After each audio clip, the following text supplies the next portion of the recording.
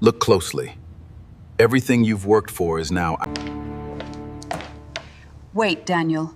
If we By the proceed as time I planned, burst we into the risk conference room everything. at Harper Legal Group, my lungs were burning and my hands wouldn't stop shaking. My husband, William Barnes, didn't even stand when he saw me. He simply rested his hand on a thick stack of legal papers and said almost gently, "Grace, you're too late to stop me." My heart dropped as I saw the pen between his fingers. Then, just before the first signature touched the page, the conference room door slowly opened, and everyone turned toward the stranger standing in the doorway. If this story touches something in your heart, I'd love to have you stay with me until the very end. Please like this video, subscribe if you enjoy heartfelt family stories, and tell me in the comments, what would you have done if you were Grace? And before we continue, I'd also love to know where you're watching from and what time it is in your part of the world. When people ask how long William and I were married, I usually answer 40 years and watch their faces soften with admiration. 4 decades sounds like a promise fulfilled. It sounds like perseverance, loyalty, and the kind of love that grows stronger through every season of life. For a very long time, I believed it meant exactly that. Looking back now, I realize 40 years can also hide things you never thought possible. My name is Grace Barnes. I was 63 years old when my life split into two parts before that conference room and everything that came after it. Until then, I believed I knew exactly who my husband was. William Barnes wasn't simply my husband. He had been my safest place since I was 23 years old. We met during a community fundraiser in Asheville, North Carolina. I had just accepted my first job as an elementary school librarian, and he was a young commercial real estate broker trying to build a reputation.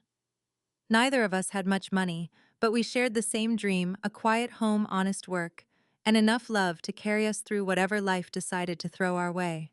He used to make me laugh over the smallest things. On our second date, he burned an entire pan of grilled cheese sandwiches because he insisted talking to me was more important than watching the stove. We ended up eating cereal for dinner while opening every window in his tiny apartment to clear the smoke. We laughed so hard that night my stomach hurt. For years afterward, whenever something went wrong, William would smile and say, "At least nothing's on fire this time." Those little jokes became the threads that stitched our marriage together. We bought our first home when Ethan was 3 years old. It wasn't much, an older white farmhouse with creaky hardwood floors and a roof that leaked every spring. But to us, it felt like a castle. William spent weekends replacing broken boards while I planted flowers that somehow survived despite my terrible gardening skills.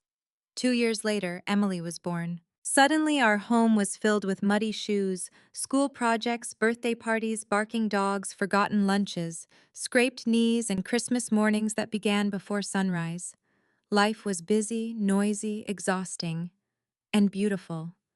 I spent 36 years working in the public school library. Children have a way of reminding you that kindness still matters. Every September, I watched frightened little faces become confident readers by June. Some students remembered me years later, stopping me in grocery stores to tell me I had recommended the first book they ever truly loved. Those moments made every difficult day worthwhile. William built his commercial real estate company, one property at a time. He wasn't flashy. I wasn't interested in expensive sports cars or country clubs. His greatest pride came from restoring neglected buildings and helping small businesses find affordable places to grow. People respected him. Neighbors trusted him. Church members asked his advice. Even after retirement, strangers still recognized him around Asheville. I remember feeling proud every time someone said, "You're married to William Barnes. He's one of the most honest businessmen I've ever met." I always smiled and answered, "Yes, I am." And I believed every word they said. When retirement finally arrived, it felt like the reward we had earned. We bought matching rocking chairs for the back porch overlooking the Blue Ridge Mountains. Every morning we drank coffee while watching the mist drift across the hills. Sometimes we barely spoke for half an hour, simply enjoying the quiet. William would read the newspaper. I would read another mystery novel from the library. It was peaceful. At least that's how I remember it now. Our children had built wonderful lives of their own. Ethan lived in Charlotte with his wife Olivia. He worked as a mechanical engineer and somehow managed to fix anything that stopped working. Even as a little boy, he preferred taking toys apart to actually playing with them. Emily settled in Raleigh after becoming a pediatric nurse. She had inherited William's patience and my habit of worrying about everyone else before herself. Every Sunday evening, she called without fail, asking whether we needed groceries, medicine, or simply someone to talk to. I often joked that she still mothered me. She would laugh and reply, "Someone has to." Our holidays remained wonderfully ordinary. Thanksgiving dinners lasted for hours because nobody wanted to leave the table. Christmas mornings still included cinnamon rolls baked from my grandmother's recipe. Birthdays meant homemade cakes, old photographs, and stories that somehow became funnier every year.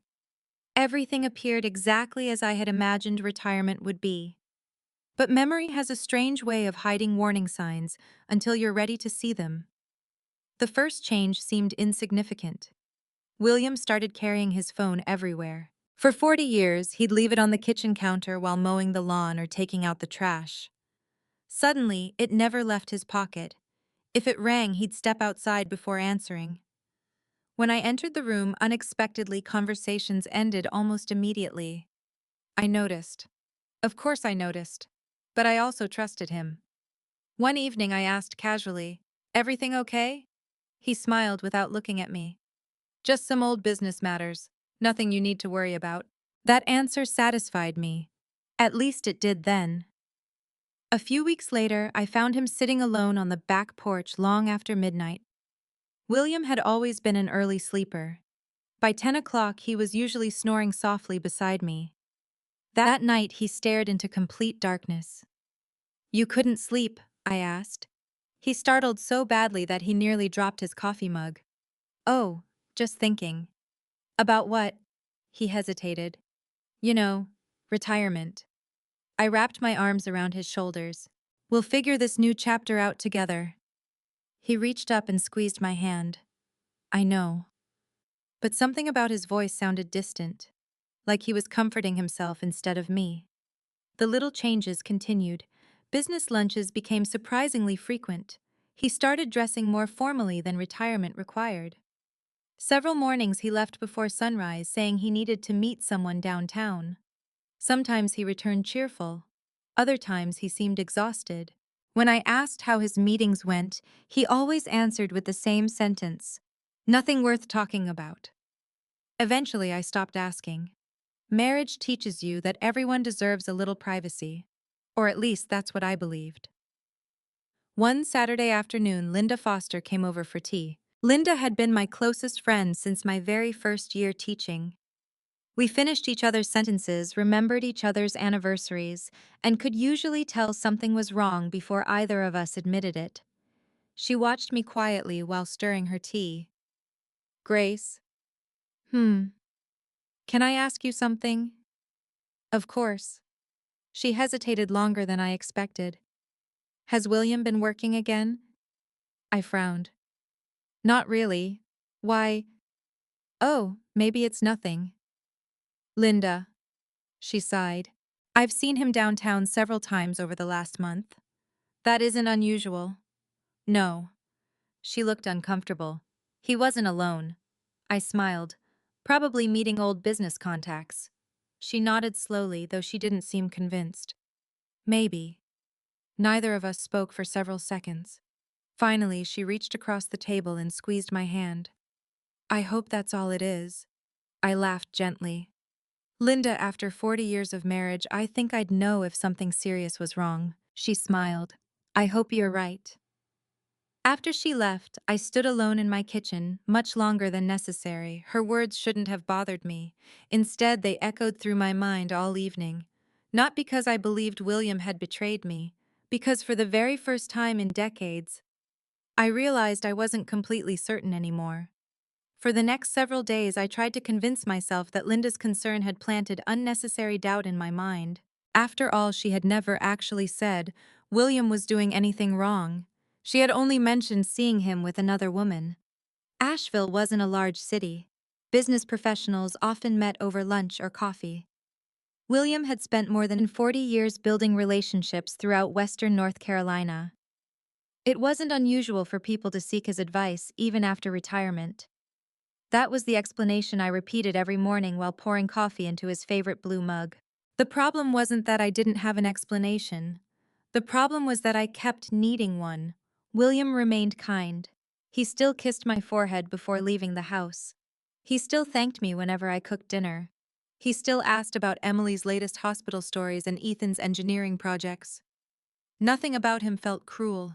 If anything, he seemed distracted, as though part of him was always somewhere else. One Tuesday afternoon, I was organizing old family photographs in our upstairs guest room when I heard William's voice drifting up from his home office. The office door was closed. Normally, I wouldn't have paid attention, but something in his tone made me pause. No, she doesn't know yet. Silence. I understand the deadline. Another pause. I'll have everything signed before the end of the month. Signed. I frowned. Perhaps it was another investment document from years ago. Then I heard one sentence that made every muscle in my body tighten. No, Grace must not find out until everything is finished. I froze. For several seconds, I simply stood in the hallway, holding an old photo album against my chest. My first instinct was to knock on the door. Instead, I quietly walked downstairs. When William emerged 20 minutes later, he looked perfectly relaxed. "Everything okay?" he asked. I smiled. "I was just looking through old pictures." He smiled back. "Find anything embarrassing?" "Oh, plenty." We laughed together. The conversation sounded normal, but I couldn't stop hearing those words. Grace must not find out. That evening, while washing dishes together, I finally asked as casually as I could, "Who were you talking to this afternoon?" He barely hesitated. "Oh, just Frank." Frank Wilson had been his accountant for nearly 20 years. What did he need? Tax paperwork. In July? He laughed. "You know how accountants are." Normally, I would have accepted that answer. This time, something felt rehearsed. Not dramatic, not panicked, simply prepared. I hated myself for noticing. Over the following week, small things continued piling up. Nothing significant enough to accuse someone of lying. Just enough to make me wonder. One afternoon, I brought the mail inside after returning from the grocery store. There were 4 envelopes: an electric bill, a church newsletter, a birthday invitation, and a thick envelope from our bank. I placed everything neatly on the kitchen island before carrying groceries inside. By the time I returned 5 minutes later, the bank envelope had disappeared. Only that envelope. William stood nearby making coffee.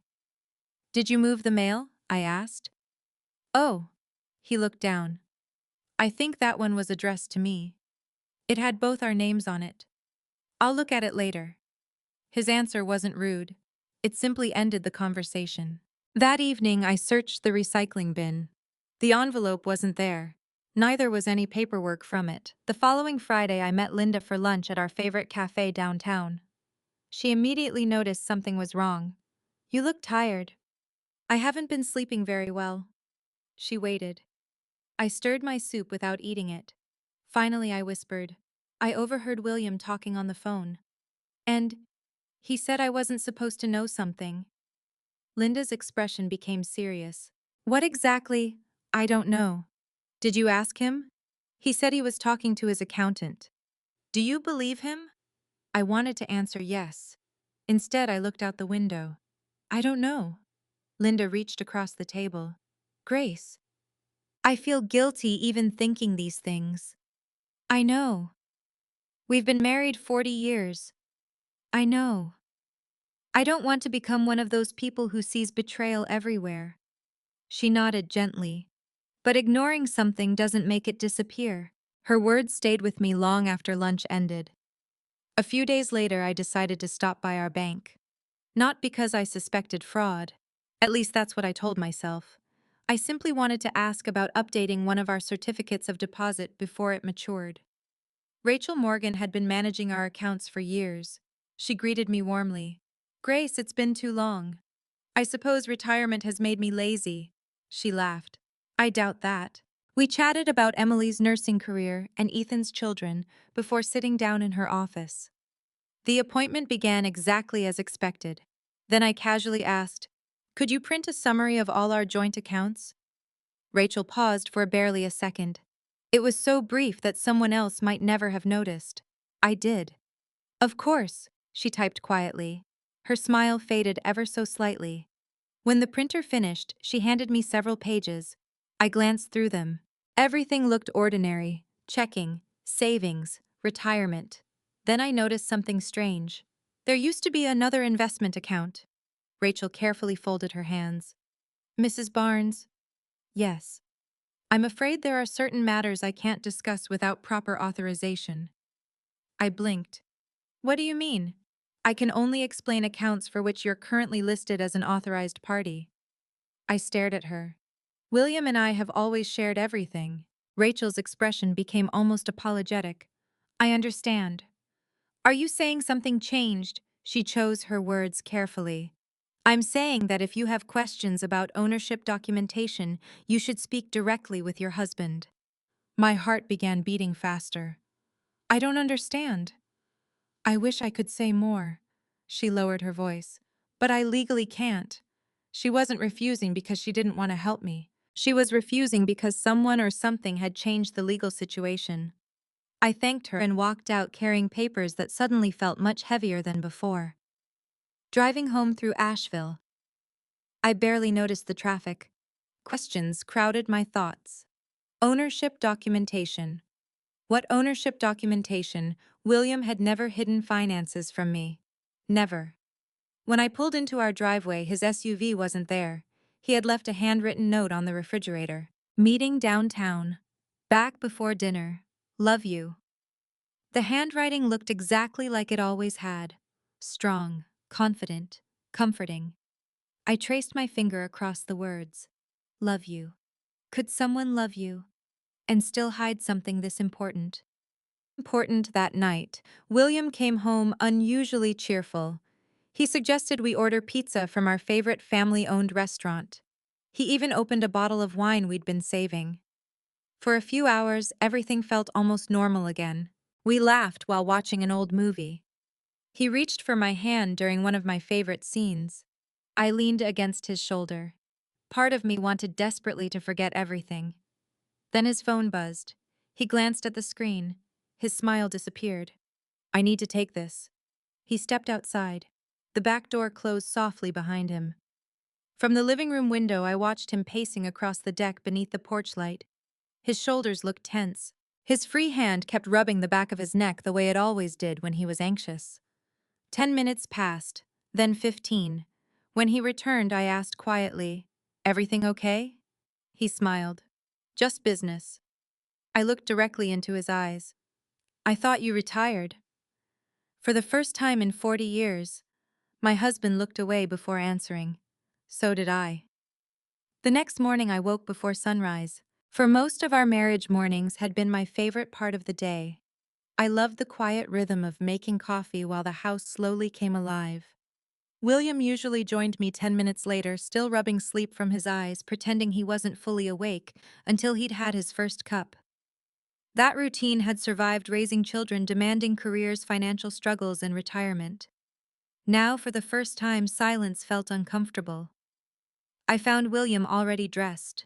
I was standing at the kitchen counter staring out the window with a travel mug in his hand. "You're up early," I said. He turned quickly. I couldn't sleep. Neither could I. Instead of saying it, I simply poured myself a cup of coffee.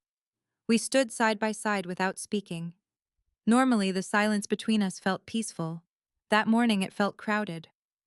"I'm heading downtown for a while," he finally said. "Another business meeting." He hesitated.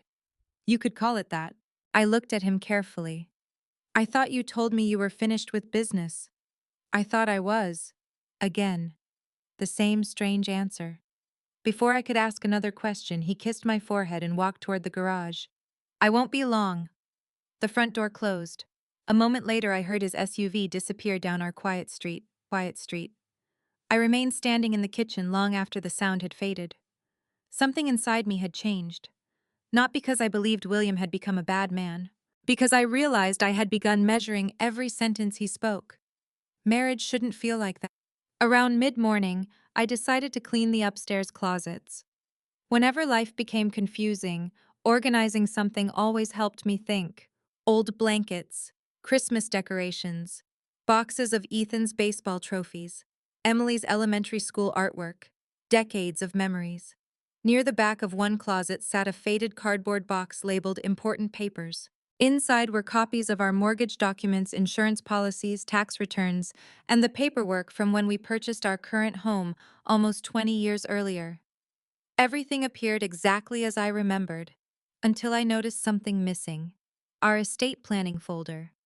William had always insisted we keep every legal document together. Wills, power of attorney forms, property deeds, trust paperwork. The blue leather folder should have been inside the box. It wasn't. I searched every shelf, every drawer, the filing cabinet in William's office. Nothing. Perhaps he had taken it to update something. That explanation made sense. At least it almost did. Still, I decided to call our longtime attorney. Mark Sullivan had handled our family's legal matters for nearly 25 years. His receptionist answered warmly. Sullivan Law Office. Hello, this is Grace Barnes. Oh, Mrs. Barnes, how are you? I'm well, thank you. I was hoping to schedule a meeting with Mark sometime this week. There was a brief pause. I'm sorry, Mrs. Barnes. Mr. Sullivan is unavailable. For long. I'm not certain. Could next week work? I'm afraid his schedule is completely booked. That surprised me. Mark had never been difficult to reach. What about the week after? I'm very sorry. The receptionist sounded genuinely uncomfortable. He asked us not to schedule any appointments involving the Barnes family. I blinked. I'm sorry. I'm afraid that's all I'm permitted to say. Before I could ask another question, she politely ended the call. I sat staring at my phone. Not schedule appointments involving the Barnes family. Why had William already met with him? Had something happened, I immediately called William. Straight to voicemail. That wasn't unusual. He often silenced his phone during meetings. Still, I left a message. Hi, it's me. Call me when you have a chance. I tried sounding cheerful. Instead, my voice sounded nervous. By lunchtime, he still hadn't called. I forced myself not to overreact. Instead, I drove to the public library, where I'd worked for most of my career. Retirement hadn't stopped me from volunteering twice a month. The familiar smell of books usually calmed me. Not today. While reshelving novels, I caught myself placing 3 mystery books in the history section. My former coworker Janet laughed gently. Grace. Oh goodness. You've never mixed up the shelves before. I guess my mind is somewhere else. She studied me. Everything all right? For a second, I almost told her everything. Instead, I smiled. Just one of those weeks. She nodded kindly. We all have them. I wish that were true. Because this didn't feel like an ordinary week. It felt like standing on thin ice. That evening, William returned home carrying takeout from our favorite Italian restaurant. I thought we'd have dinner on the porch. It was such a thoughtful gesture that guilt immediately washed over me. Maybe I was imagining everything. Maybe he really was trying to solve some complicated financial matter without worrying me. Over dinner, he seemed more relaxed than he'd been in weeks. He even joked about burning grilled cheese sandwiches during our dating years. I laughed. For a moment, I saw the young man I'd married. The one who believed every problem could be solved with honesty and hard work. Then I asked a simple question. Did you ever talk to Mark Sullivan this week? His fork stopped halfway to his mouth. Why, I called his office today. Oh, they said he isn't meeting with the Barnes family. William slowly set down his fork. Mark's preparing for retirement. They didn't say that. They probably didn't want to discuss his personal business. Did you meet with him? A long silence settled over the table. Finally, he sighed. I've been reviewing some financial paperwork. So you did. It isn't important. If it wasn't important, why didn't you tell me? His expression changed. Not angry, tired. Grace. We've shared everything for 40 years. I know. Then why do I feel like I'm the last person to know what's happening? He leaned back in his chair. Because you're worrying about things you don't understand. The sentence landed harder than he intended. I don't understand. I didn't mean it that way. Then how did you mean it? He rubbed his forehead. I'm trying to handle something complicated. Together. No. He answered before thinking, then immediately regretted it. I mean, no. I mean, I'm trying to solve it first. So I don't have to worry. I looked directly at him. When did you decide worrying was worse than being excluded? He didn't answer. Instead, he stared toward the mountains. The silence between us stretched longer than any argument we'd ever had. Finally, he spoke quietly. Sometimes protecting someone means carrying the burden yourself. I felt tears gathering behind my eyes. That's your decision to make. I'm doing what I believe is best. For whom? Again. No answer. That night I couldn't sleep. Around 2 o'clock in the morning I walked downstairs for a glass of water. William's office door was slightly open. A faint light spilled into the hallway. He must have forgotten to turn off his desk lamp. I hesitated. For 40 years I had never searched through my husband's belongings. Trust had never required it. But trust was beginning to feel different from blindness. I quietly stepped inside. The office looked perfectly ordinary. Legal pads, pens, family photographs, his old business awards. Then I noticed a leather portfolio resting beside his computer. It wasn't locked. Inside were several appointment cards. One immediately caught my attention. Harper Legal Group. Appointment confirmed. Tuesday, 11:00 a.m. There was no explanation, no notes, only the appointment. My pulse quickened. Harper Legal Group wasn't our attorney's office. I'd never even heard William mention them. Before I could look further, footsteps echoed upstairs. I quickly returned everything exactly as I'd found it. Seconds later, William appeared in the hallway. You still awake? I came down for water. He smiled faintly. So did I. Neither of us mentioned the office. Neither of us mentioned the appointment card. As we walked back upstairs together, something inside me quietly accepted a painful truth. I wasn't imagining the distance between us anymore. William wasn't simply keeping a secret. He was building an entire life of decisions that no longer included me. I hardly slept after finding the appointment card. Every time I closed my eyes, I saw the words stamped neatly across the white cardstock. Harper Legal Group, Tuesday, 11:00 a.m. Who were they? Why hadn't William mentioned them? And why would someone who had always insisted on complete honesty suddenly need a law firm neither of us had ever used? By sunrise, I had convinced myself to stay calm. There had to be a reasonable explanation. There always had been before. I spent the morning watering flowers around the porch, trying to quiet the constant questions circling inside my head. The hydrangeas needed trimming, but I couldn't concentrate long enough to finish. Every few minutes, I caught myself staring toward the driveway, wondering whether William was telling me the truth for the first time in weeks. When he finally came downstairs around 8 o'clock, he looked exhausted. The dark circles beneath his eyes hadn't been there a month earlier. You didn't sleep either, I said. He forced a smile. I suppose we're both getting older. I almost laughed. Instead, I asked, Are you going downtown today? He hesitated only briefly. Just for a couple of hours. Business. Something like that. Again.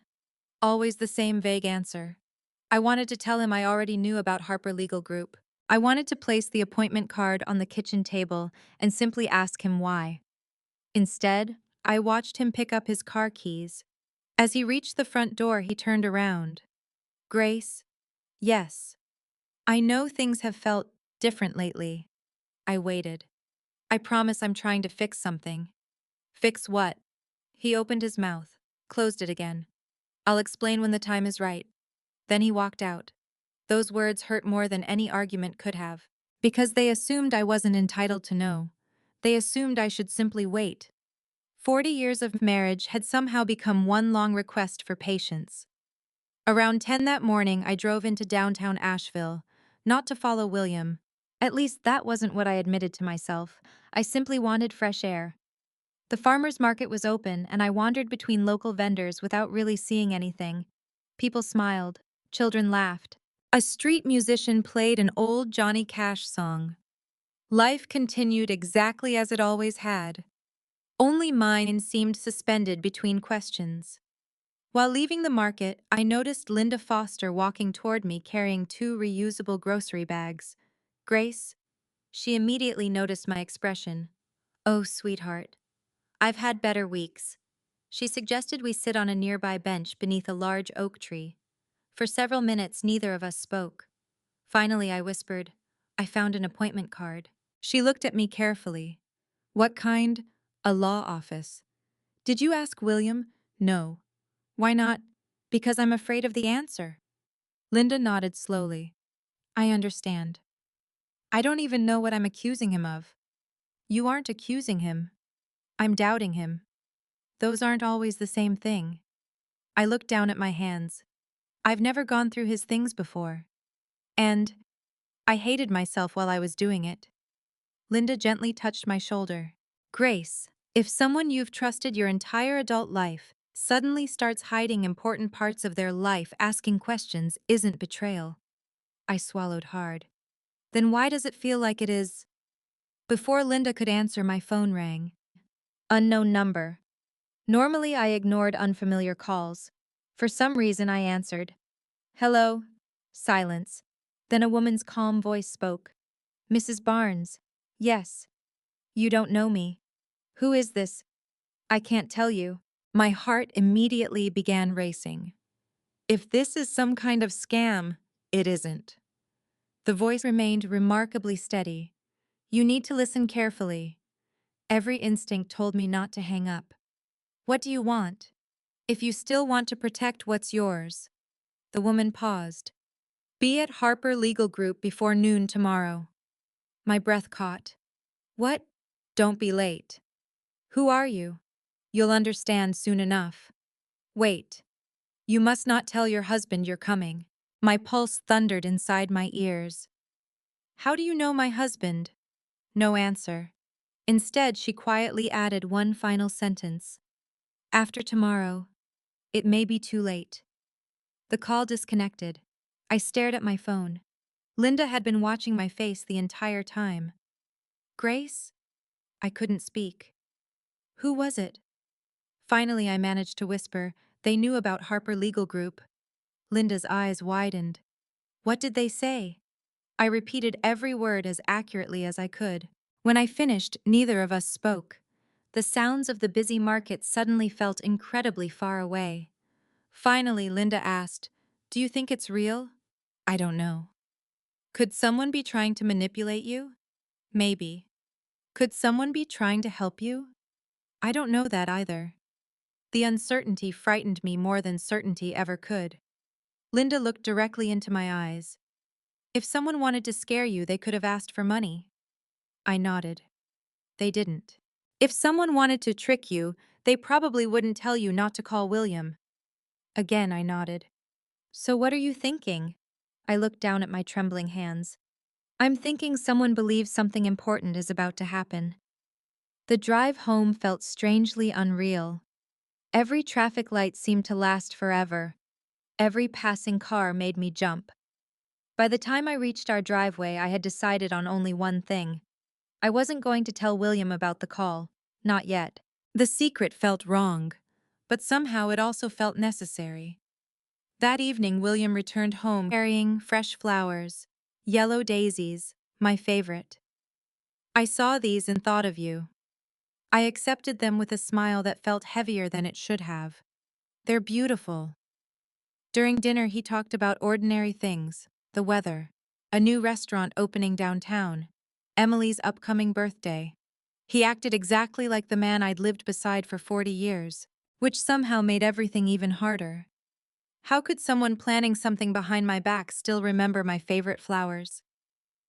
Later that night, we sat together on the back porch. The Blue Ridge Mountains were turning purple beneath the setting sun. This used to be my favorite time of day, I quietly said. William looked toward the horizon. It still can be. I turned toward him. Can I ask you one question? You can ask me anything. Will you answer honestly? He looked at me. For just a second. I saw genuine sadness in his eyes. I'm trying to. Trying. Not promising. Trying. I swallowed the lump forming in my throat. Are you hiding something because you're protecting me? I paused. Or because you're protecting yourself? He closed his eyes. For several long seconds, he didn't move. Finally, he whispered, I wish those weren't different questions. Then he stood, kissed the top of my head, and quietly went inside. I remained on the porch until long after darkness covered the mountains. His answer echoed over and over inside my mind. I wish those weren't different questions. At that moment, I understood something that terrified me. Whatever William was hiding, even he no longer believed it was the right thing to do. The next morning, I woke before dawn. Rain pounded against the bedroom windows. My phone sat on the nightstand. I stared at it for nearly 5 minutes. Then I quietly got dressed. I slipped my car keys into my purse. William was still asleep, or at least pretending to be, standing beside the bedroom door. I looked back at the man I'd loved for 4 decades. I whispered so softly that only I could hear it. Please don't make me regret trusting you. Then I walked into the storm, heading toward Harper Legal Group, praying the anonymous caller was wrong, and fearing they weren't. Rain hammered against my windshield so hard that I could barely see the road ahead. The windshield wipers moved frantically back and forth, but they never seemed fast enough. Asheville traffic, already unpredictable on a weekday morning, slowed to a crawl because of the storm. Every red brake light in front of me felt like another minute slipping away. I checked the dashboard clock. 10:21 a.m.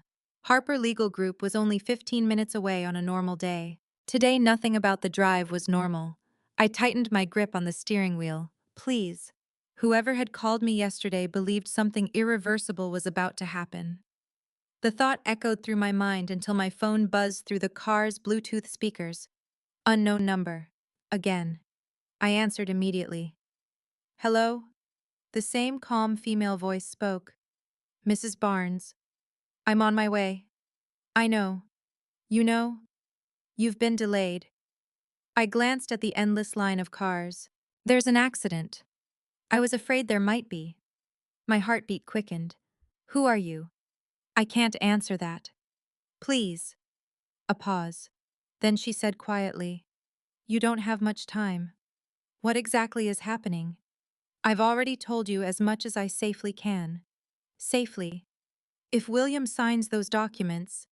She stopped herself. My voice shook. What documents? I can't explain over the phone. Why not? Because other people are involved. The words sent a chill through me. What does that mean? Another pause. Finally, she whispered, Just don't give up. The call ended.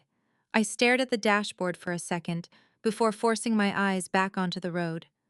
Other people are involved. Those words terrified me far more than anything else she had said. This wasn't simply about my husband anymore. At 10:47, traffic finally began moving. I drove faster than I normally would have. Not recklessly, just desperately. When Harper Legal Group finally appeared ahead, I almost drove past it. The building looked nothing like I had imagined. No towering downtown office, no polished corporate skyscraper.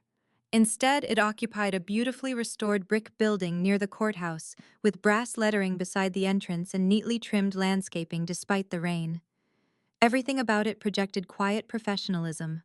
I parked crookedly without realizing it. As I hurried toward the entrance, I noticed William's dark blue SUV already sitting in the parking lot. My heart sank. He was here. I was already late. Inside, the reception area felt unnaturally quiet. Soft classical music played through hidden speakers. A receptionist looked up politely. Good morning. I'm looking for William Barnes. She hesitated. Do you have an appointment? No. I need to see him immediately. I'm sorry, ma'am. My name is Grace Barnes. Something changed in her expression. Recognition. Almost relief. She quickly stood. One moment. She disappeared through a hallway without asking another question. I remained standing alone. My clothes were damp from the rain. Water dripped quietly onto the polished hardwood floor beneath me. Every second felt unbearable. Finally, the receptionist returned. "They're in conference room 3. She pointed toward a hallway. "You can go in." No one tried to stop me. No one asked another question. That frightened me even more.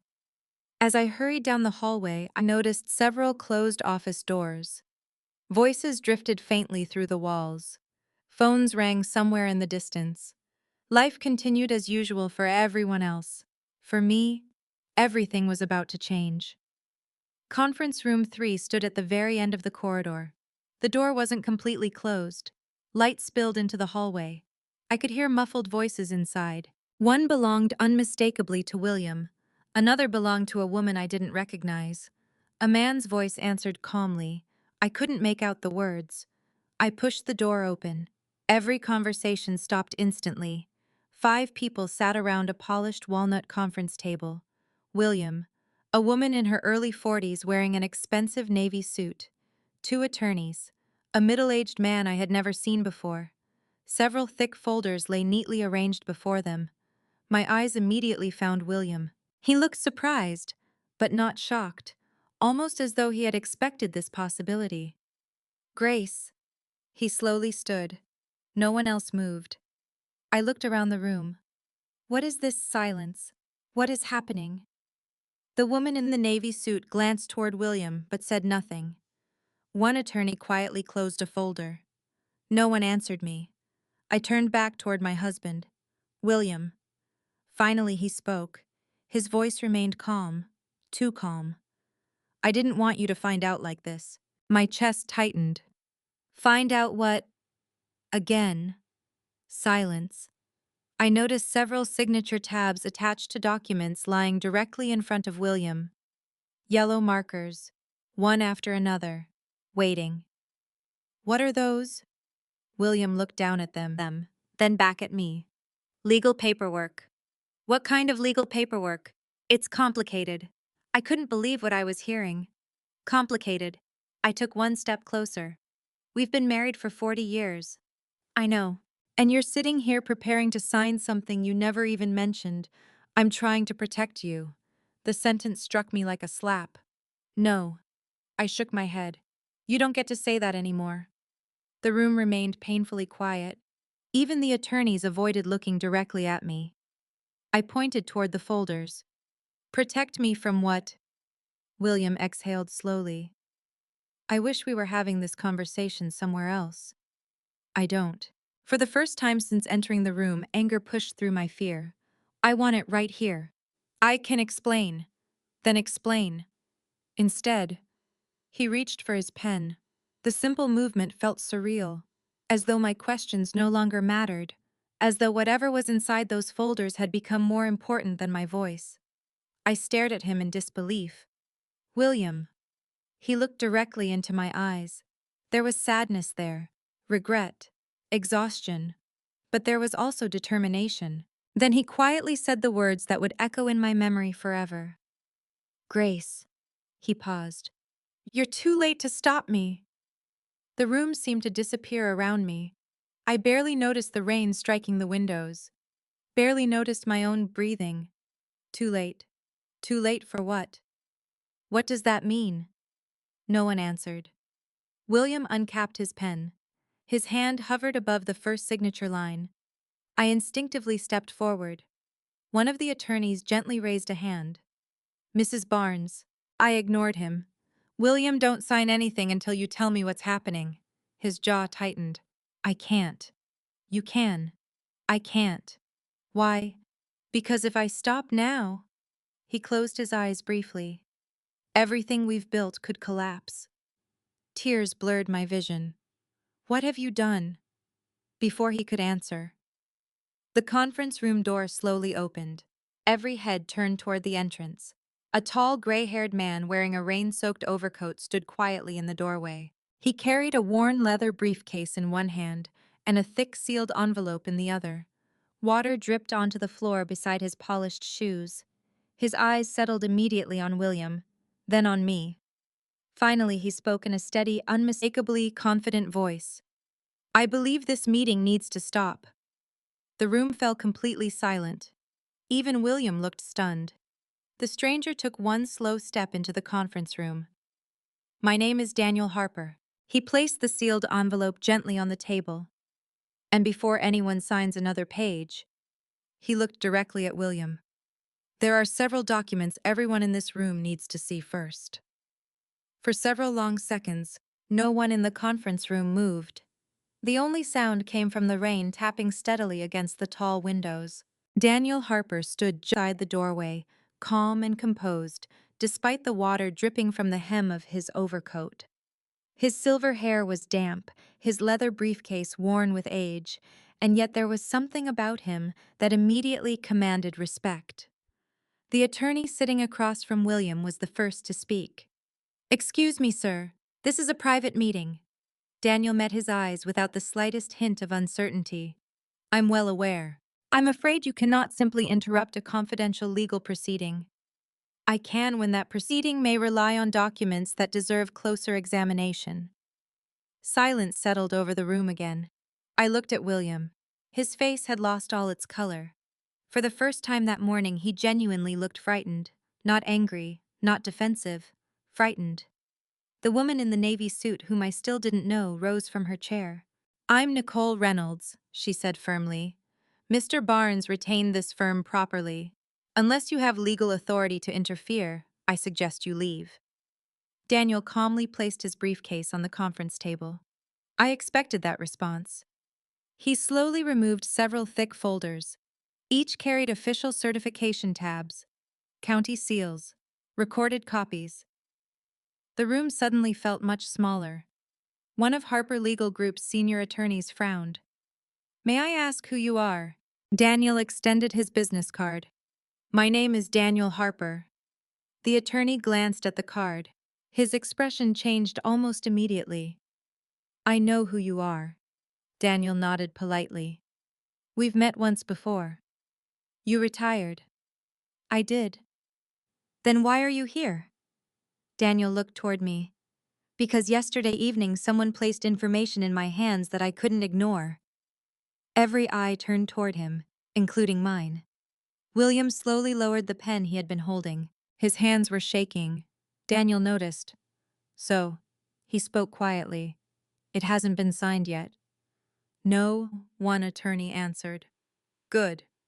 He looked relieved. "That gives us an opportunity to prevent everyone in this room from making a very expensive mistake." Nicole folded her arms. "With all due respect, Mr. Harper, these documents have already been reviewed." "I'm sure they have." "They comply with current law." "Do they?" His voice remained remarkably calm. Nicole hesitated. "Of course." Daniel opened the first folder. "Then perhaps you won't mind if we compare them." He slid several certified copies across the polished table. The attorney nearest him adjusted his glasses. Within seconds, his eyebrows rose. "What is this? Certified copies recorded with Buncombe County." He flipped another page. "And these? The original chain of title." The attorney's expression became increasingly serious. I couldn't understand any of it. The documents were filled with legal descriptions, parcel numbers, recording dates, and signatures. All I knew was that something inside them had changed the atmosphere of the room. The attorney looked toward William. "Mr. Barnes?" William remained silent. Daniel continued speaking. "The documents currently prepared for signature assume uninterrupted authority over several jointly held assets." Nicole answered immediately. "Which is correct." Daniel calmly shook his head. "Not entirely." He pointed toward one page. "This parcel, another. And this investment property, then another. As well as the lake cabin." He paused. "They were acquired under entirely different ownership structures." The room became very quiet. The attorney reviewed another page. "I'll need a moment." Daniel nodded. "Take all the time you need." I finally found my voice. "Someone please tell me what's happening." No one answered immediately. Instead, Daniel turned toward me. "Mrs. Barnes." "Yes." "I'm sorry we're meeting under these circumstances." "So am I. I represented your parents many years ago." I blinked. "You did." He smiled gently. "I handled their estate after your father's passing." Memories slowly returned. I remembered an older attorney sitting beside my mother during one of the hardest weeks of our lives. You? He nodded. I remember you. I was much younger. So was I. For the first time that morning, someone spoke to me as though I actually belonged in the room. Daniel continued gently. I need to ask you a question. Anything. During the past year, he carefully chose his words. Have you personally signed any documents transferring ownership of real estate? I frowned. No. None. I've signed routine tax paperwork. Anything involving deeds? No. Trust amendments? No. Property transfers to? Absolutely not. Daniel slowly nodded. Thank you, Nicole interrupted.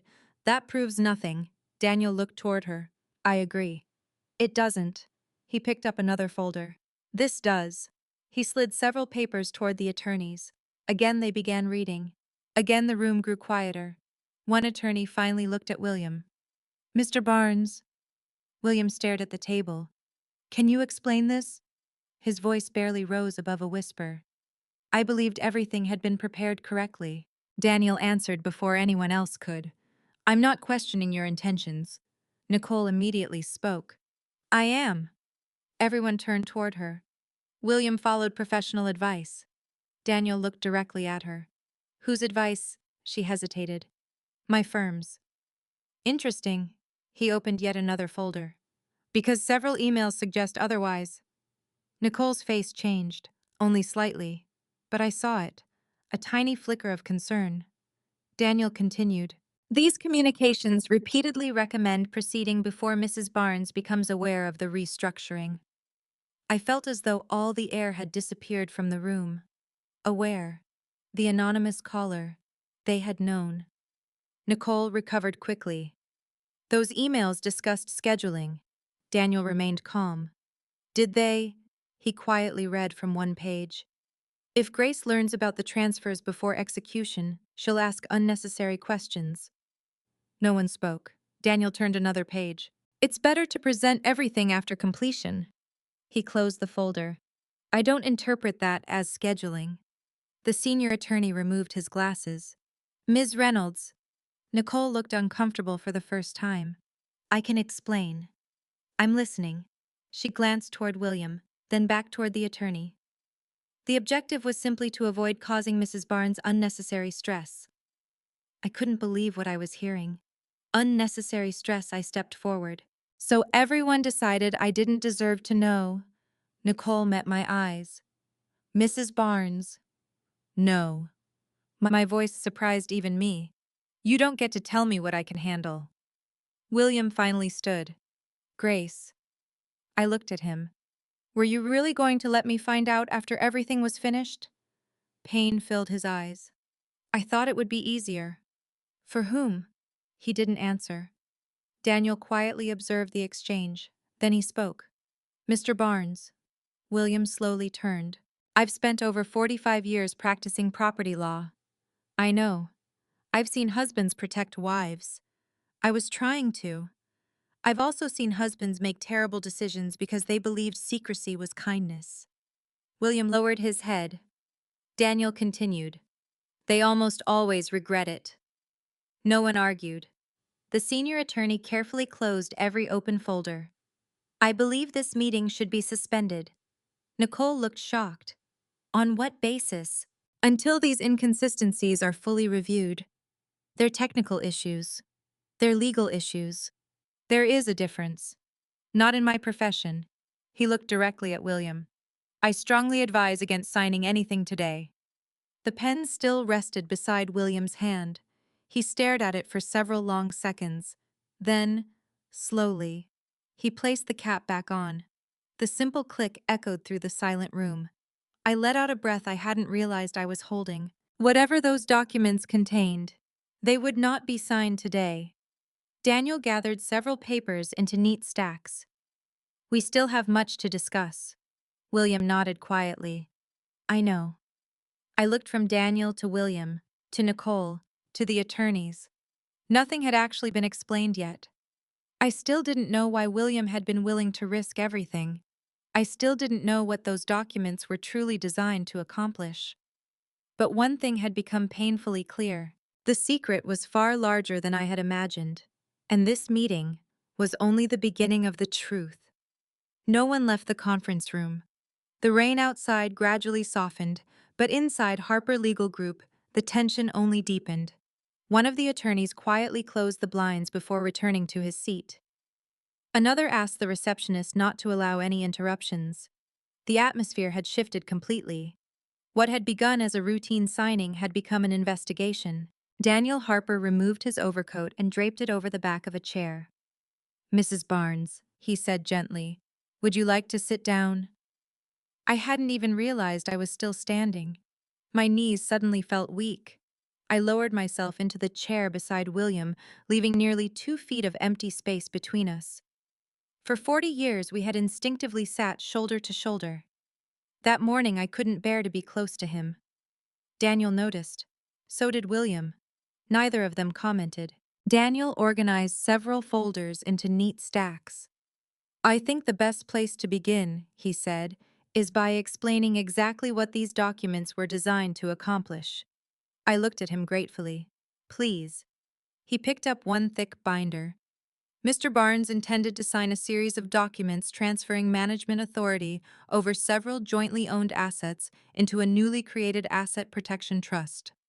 The words sounded almost harmless. "I don't understand. Most people wouldn't." He opened the binder. "An asset protection trust is not automatically inappropriate, so why stop it? Because the way this trust was prepared raises several serious legal concerns." Nicole Reynolds immediately interrupted. "That's your opinion." "No." Daniel calmly turned another page. "It's based on state law." He slid one document toward me.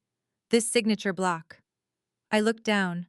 My name appeared neatly typed beneath a line intended for a signature. Grace Elaine Barnes. Only, it wasn't signed.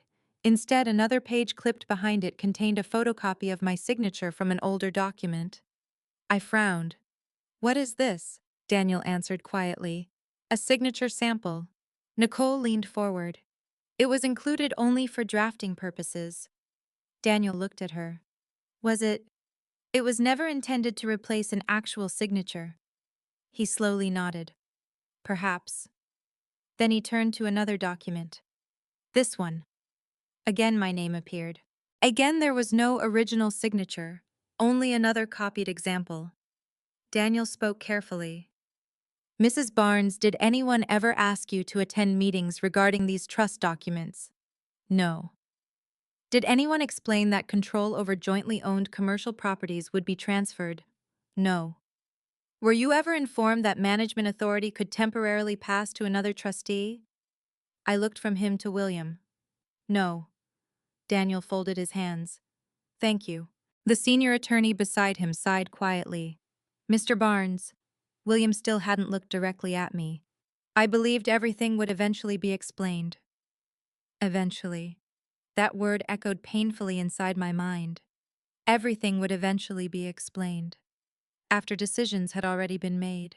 After signatures. After legal filings. After my voice no longer mattered. I finally spoke. "Who was supposed to become trustee?" Daniel turned another page. He didn't answer immediately. Instead, he pushed the document toward me. I read the name once. Then again. My stomach tightened. "Nicole Reynolds." I looked up in disbelief. "You?" Nicole remained remarkably calm. "It was temporary." "For how long?" "Until financial restructuring concluded." I turned toward William. "You were putting someone else in charge of everything we built." "It wasn't everything." "What wasn't?" "Our jointly managed commercial properties. Our retirement income. Our investments. Our lake cabin." I felt my voice rising. "Our future." William finally met my eyes. "I thought it was the only way." "The only way to do what?" He closed his eyes briefly. "Save us." Silence filled the room. "Save us." Daniel spoke softly. "I think it's time we discuss why these documents were prepared." William slowly nodded. "I suppose it is." He leaned back heavily in his chair. For the first time since I'd entered the room, he looked every one of his 66 years. Tired, defeated, ashamed. He rubbed his hands together before speaking. About 18 months ago, his voice was barely above a whisper, I invested in 3 commercial redevelopment projects. I frowned. I thought you retired. I did. Then why? He gave a sad smile. I told myself it would be one last opportunity. Nicole shifted slightly in her chair but remained silent. William continued. The projects looked promising. What projects? Old manufacturing properties. In Asheville. No. Knoxville. I stared at him. You never even mentioned them. I know. I thought we agreed retirement meant retirement. I convinced myself they would practically manage themselves. Daniel quietly listened without interruption. William continued. The first project struggled.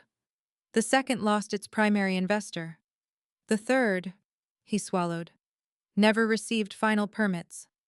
The room became very quiet. How much? I finally asked. He looked at the table. I don't know if... William. My voice trembled. How much? He inhaled deeply. Nearly $3 million. I couldn't breathe. 3 million. Our retirement savings. Investments accumulated over 4 decades. Properties. Everything. 3. My voice disappeared. You risked $3 million? I thought I'd recover every cent. You didn't tell me. I was ashamed. You didn't tell Ethan. No. Emily. No. You told no one. I couldn't. I leaned back slowly. The betrayal suddenly became much larger than secret meetings, much larger than legal paperwork. For 18 months, my husband had been carrying a financial disaster completely alone, and he had decided for both of us that secrecy was the solution. Daniel quietly asked, When did you first realize the losses couldn't be recovered? William answered honestly, About 6 months ago. So the restructuring began afterward. Yes. Daniel nodded. Who recommended transferring management authority? William looked toward Nicole.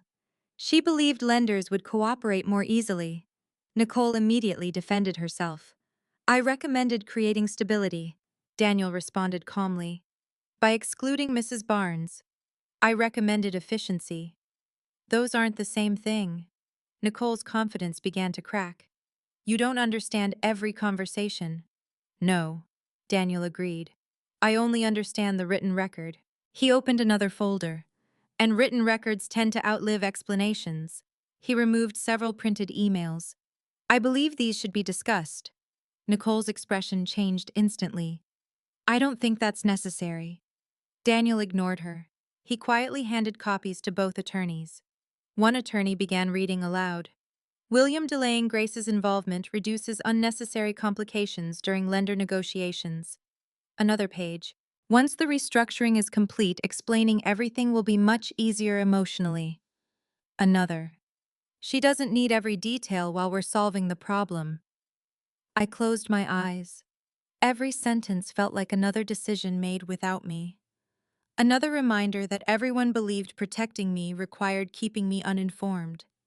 I opened my eyes and looked directly at William. Did you really think so little of me? His face collapsed. No. Then why?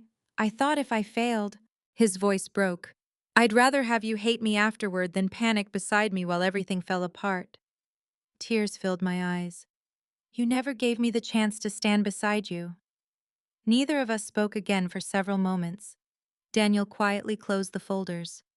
I've practiced law long enough to recognize something important. Everyone looked toward him. This isn't a story about a husband trying to steal from his wife. He looked directly at William. It's the story of a husband whose fear became larger than his honesty. I felt fresh tears sliding down my face, because somehow, that truth hurt even more. No one spoke for nearly a full minute. The conference room had become painfully still, as if everyone understood that the most difficult part of the morning had only just begun. I looked at William. For weeks I had imagined countless explanations. An affair, a hidden illness, a secret child. Anything but this. The man sitting across from me hadn't stopped loving me. He had stopped trusting me with the truth. Oddly enough, that realization hurt even more. Daniel Harper quietly broke the silence. Mr. Barnes, I appreciate your honesty, but there are still questions that need answers. William nodded without lifting his eyes. I know. Daniel folded his hands on the table. You said you invested nearly $3 million into 3 redevelopment projects. Yes. Were those funds entirely yours? William's shoulders stiffened. No. They included jointly owned retirement assets. Yes. I closed my eyes. Every year we had skipped extravagant vacations. Every dollar we had carefully invested. Every discussion about saving instead of spending. Every sacrifice had led to those retirement accounts. And without a single conversation, he had risked them. Daniel continued. When did the lenders begin demanding additional guarantees? William answered almost immediately. About 8 months ago. And what did you pledge? My remaining commercial buildings. Daniel waited. What else? William hesitated. Our lake house. The words struck me like ice water. Our lake house, I whispered. He finally looked at me. I thought I could recover everything before you ever knew. The cabin Emily learned to fish at Long Grace. The place where Ethan proposed to Olivia. I know. The house your father helped us rebuild after the storm. He lowered his head. I know. My voice trembled. You risked that too. I believed it was temporary. Daniel calmly asked another question.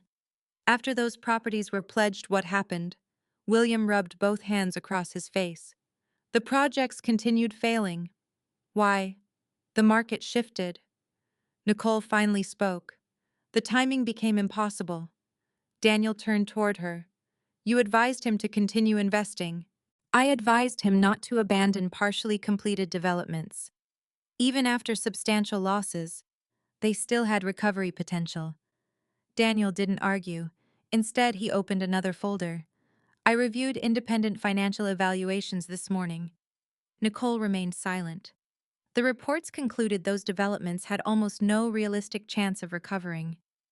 William slowly closed his eyes. I didn't see those reports. Daniel looked directly at him.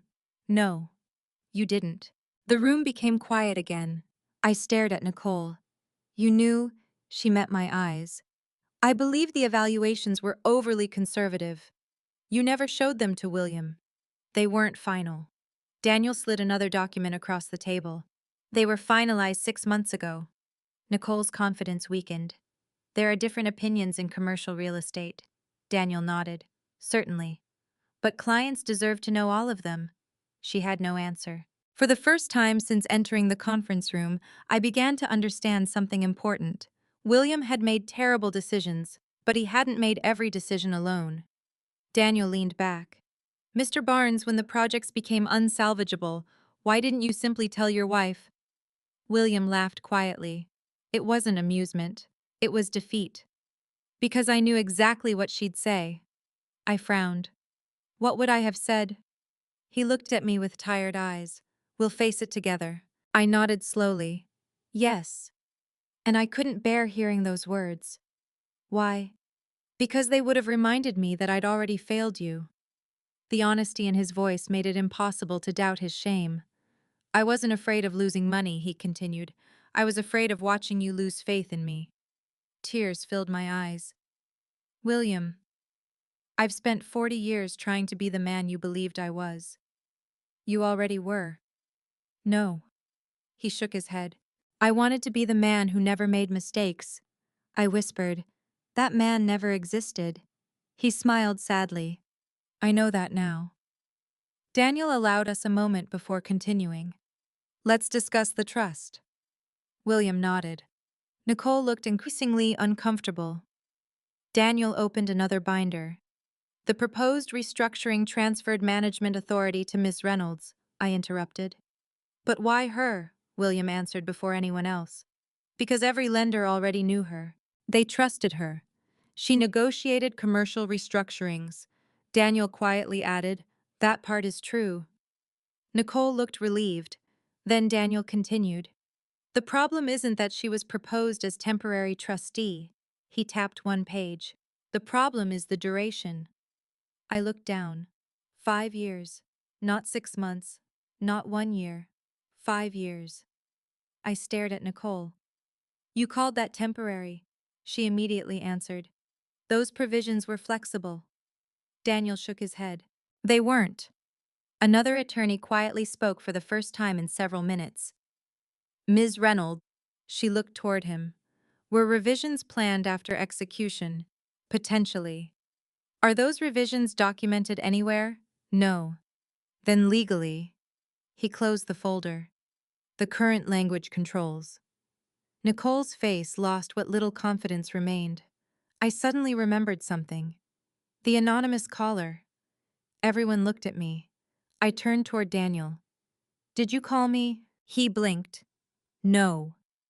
You didn't. No. I thought. He slowly shook his head. I only became involved yesterday evening. The room grew quiet again. If it wasn't you. Daniel looked thoughtful. Someone else wanted you here. Nicole looked away. Only for a second. It was enough. Daniel noticed too. He spoke carefully. Ms. Reynolds.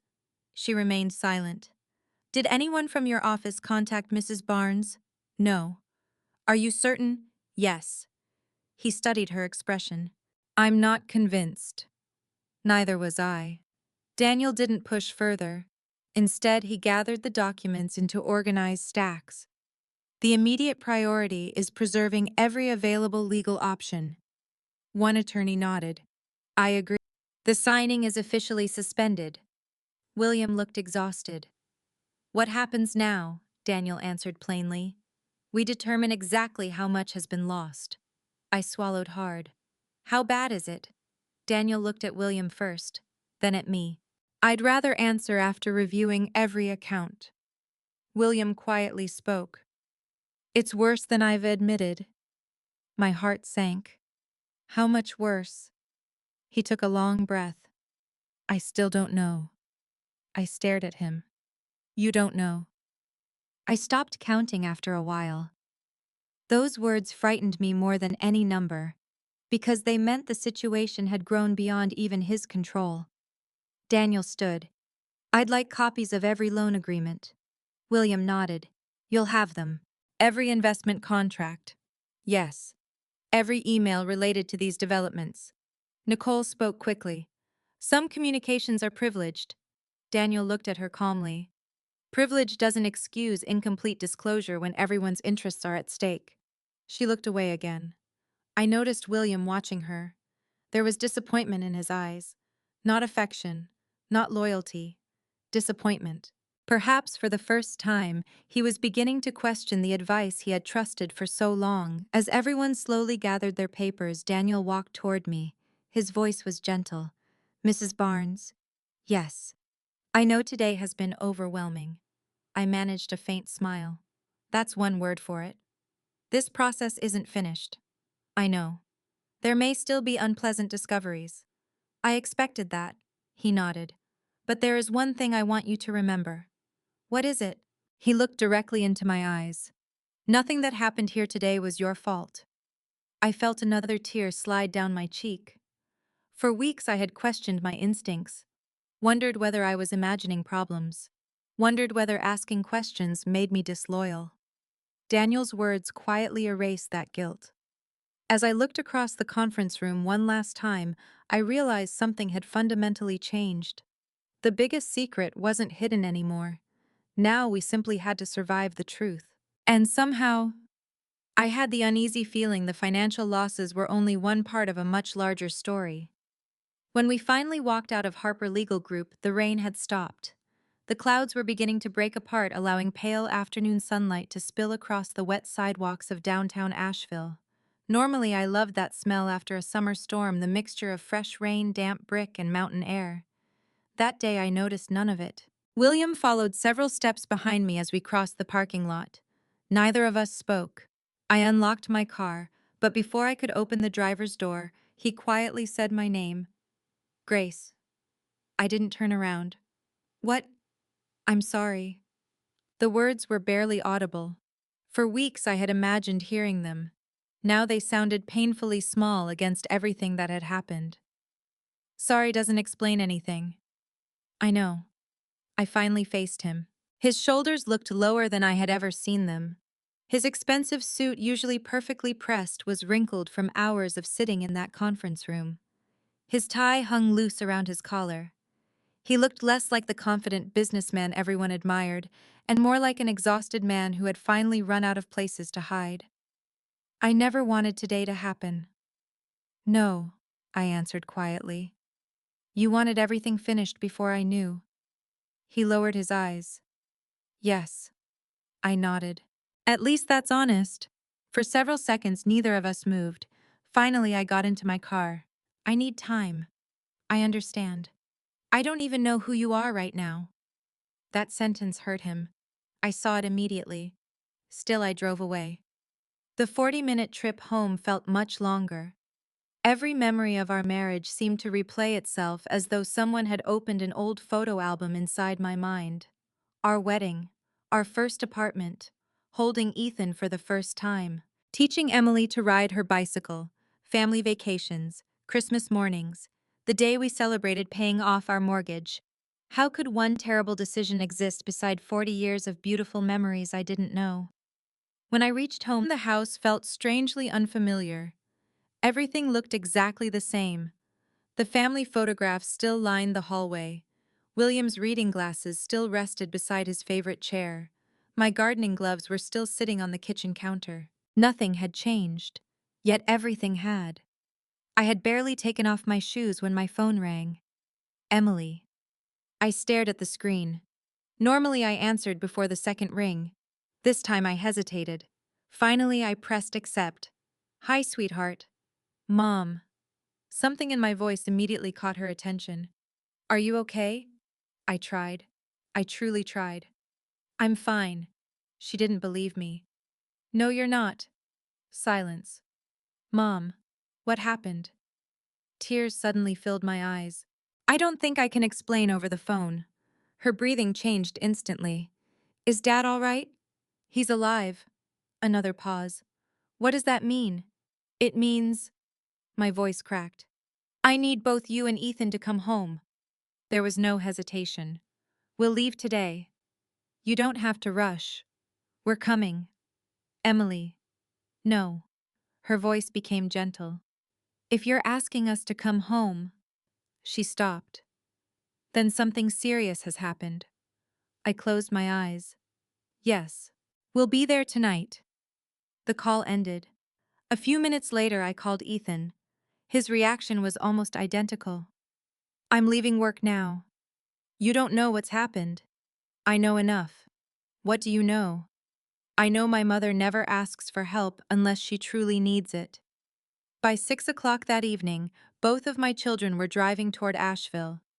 William arrived home shortly after sunset. Neither of us mentioned dinner. He quietly made himself a sandwich. I heated a bowl of soup I never finished. The silence inside our kitchen felt heavier than any argument we'd ever had. Around 8 o'clock, headlights appeared in the driveway. Emily rushed through the front door first. She wrapped both arms around me without saying a single word. She must have felt me shaking because she held me even tighter. What happened? I couldn't answer. A few moments later, Ethan came inside carrying an overnight bag. He looked from me to William. His expression immediately hardened. Dad. William nodded. Ethan. What did you do? No greeting. No small talk. Only that question. William didn't answer immediately. I made some very bad decisions. Ethan looked at me again. How bad? I whispered. Worse than I ever imagined. We all sat in the living room. No television, no music. Only 4 members of one family trying to understand how their lives had changed in a single day. I told them everything. The anonymous phone call. Harper Legal Group. Daniel Harper. The trust. The hidden investments. The failed developments. The $3 million. Neither Ethan nor Emily interrupted once. When I finally finished, the room remained completely silent. Emily slowly turned toward her father. Is all of that true? William nodded. Yes. You lost $3 million. Yes. You were going to transfer control of Mom's property without telling her. I believed. She raised her hand. No. Her voice remained calm, but I had never heard disappointment like that before. I don't want to hear what you believed. William lowered his eyes. Ethan stood and walked toward the fireplace. He remained there with his back to us for nearly a full minute. Finally, he spoke. You taught me something when I was 12. William looked up. You told me that if I broke something valuable. Ethan swallowed. The first thing I should do was tell the truth. I remember. You said hiding the damage only made it worse. William closed his eyes. I know. Ethan slowly turned around. So why didn't you follow your own advice? William looked at each of us. I was ashamed. Emily shook her head. No. You don't understand. I do. She leaned forward. You were embarrassed. He nodded. But embarrassment doesn't justify lying. I know. You didn't only lose money. Tears appeared in her eyes. You took away Mom's right to choose. No one spoke. Because she was right. William finally whispered. I never wanted to hurt your mother, Ethan answered quietly. But you decided hurting her later was better than trusting her now. The truth of those words settled heavily over the room. William didn't defend himself. He couldn't. After several minutes, he quietly stood. I think I'll stay in the guest room tonight. No one objected. As he reached the hallway, he stopped. Without turning around, he said, I don't expect forgiveness. Then he disappeared upstairs. The house became silent again. Emily reached for my hand. What happens now? I looked toward the staircase. I honestly don't know. Ethan spoke carefully. You won't go through this alone. Emily nodded immediately. Not for 1 minute. I looked at my children, grown adults with lives, careers, and families of their own, and realized something I had forgotten during weeks of fear. William had isolated himself because he believed he had to carry every burden alone, but I didn't have to make the same mistake. Whatever came next, I still had people willing to stand beside me. And for the first time since that anonymous phone call, I realized I wasn't facing the future by myself. The following Monday began with something I never imagined I would experience after 40 years of marriage. I hired my own attorney. Not because I wanted to punish William, not because I was preparing for divorce. I simply realized that for the first time in our marriage, I needed someone whose only responsibility was protecting my interests. Daniel Harper had insisted on it before we left his office. Mrs. Barnes, he had said, my role today was to prevent a potentially irreversible legal mistake. Going forward, you deserve independent advice. Whatever decisions you make should be fully informed and entirely your own. At the time, those words felt strange. William and I had always made decisions together.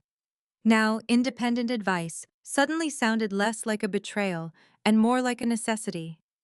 Daniel recommended a colleague, Margaret Ellis, an attorney who specialized in financial recovery and marital property matters. She greeted me warmly without offering false reassurance. I'm sorry we're meeting under these circumstances, she said. So am I. She smiled gently. The first thing I want you to understand is this. You do not need to decide today whether your marriage survives. I looked at her surprised. I don't know. She folded her hands. Right now, your job is to understand the facts. Emotional decisions made before the facts are clear often become lifelong regrets. For the first time in days, someone gave me permission not to have all the answers. That felt like a gift. Meanwhile, Daniel began reviewing every financial record William provided. Loan agreements, investment contracts, mortgage files, corporate records, email correspondence. Days passed with boxes of documents moving between law offices, accountants, and financial analysts. I never realized how much paperwork a lifetime of business could produce until I watched it spread across conference tables. William cooperated with every request. He never once refused a document. He never once claimed something had been lost. In many ways, he seemed relieved that the hiding was over. The investigations uncovered painful truths, but they also corrected several assumptions I had made. The commercial developments had indeed failed. The losses were devastating. The loans were real. The pressure from lenders had become relentless. William had not invented any of it. What shocked everyone, however, was how aggressively Nicole Reynolds had continued encouraging increasingly risky strategies, even after independent analysts warned that recovery was unlikely. One afternoon, Daniel invited me to sit in on a meeting with the forensic accountant reviewing the files. His name was Stephen Morales, a quiet man with decades of experience tracing complicated financial transactions. He projected a timeline onto a large screen. "This," he said, pointing to the first section, "is where the investments were still defensible." He moved farther down the timeline. "This is where losses accelerated." Another section. "And this," he paused, "is where objective advice should have shifted toward damage control." Instead, the chart continued downward. "What happened here?" I asked. Stephen looked toward Daniel. Daniel nodded for him to answer. "Mrs. Barnes, based on the records we've reviewed." He chose his words carefully. Mr. Barnes repeatedly received advice encouraging him to continue restructuring rather than accepting the losses. From Nicole. Primarily. I stared at the screen. "So every time things became worse." Stephen nodded. "The recommendation was to commit additional assets." I felt sick. Daniel added quietly, "That doesn't remove William's responsibility." "I know. He made every final decision." "I know. But advice matters." I slowly nodded. "Especially when someone is desperate." Daniel looked at me with quiet approval. "I believe that's a fair conclusion." Later that afternoon, William requested to speak privately with Daniel. When they emerged nearly an hour later, William looked as though he had aged several years. He walked toward me slowly. "Grace." I looked up. "I need to tell you something." "What is it?" "I've spent weeks blaming the market." He swallowed. "But that's not the whole truth." I waited. "The truth is—" He rubbed his forehead.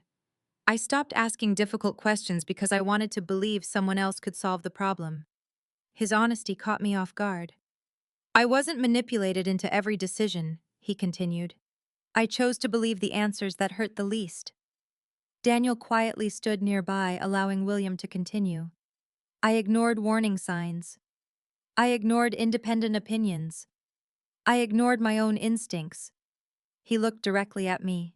"And worst of all," his voice cracked, "I ignored yours before you even had a chance to speak." For a moment, neither of us said anything. Then I quietly asked, "Why are you telling me this now?" "Because blaming Nicole for everything would be another lie." He looked over his shoulder toward the conference room where she had been meeting with attorneys. "She gave terrible advice." He paused. "But I signed every check." I believed him.